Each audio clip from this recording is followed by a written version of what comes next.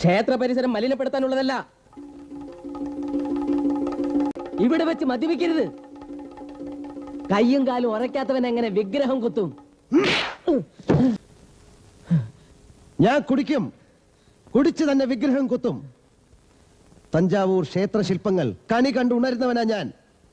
ശില്പങ്ങളിൽ തലോടി വന്ന കാറ്റ് സൂക്ഷിച്ചു വളർന്നവനാ.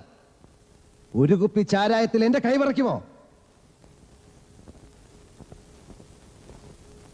ലഹരിയുടെ ഭൂതഗണങ്ങളെ കാവൽ നിർത്തി ശിലകളിൽ രൂപങ്ങൾ ഞാൻ ആവാഹിച്ചു വരുത്തും. ദക്ഷിണേന്ത്യയിലെ ഏറ്റവും പ്രഗത്ഭനായ ശില്പിയുടെ മകനാ. ക്ഷേത്രം പണിയാൻ സ്ഥാണുവാശനോ മകനോ വേണമെന്ന് വന്നില്ലേ? എന്തുകൊണ്ട്? ശില്പതന്ത്രം വരപ്രസാദമാ. കൊടുമുടികളെ കൊമ്പുകുത്തിക്കാൻ മനസ്സിന് കഴിയണം.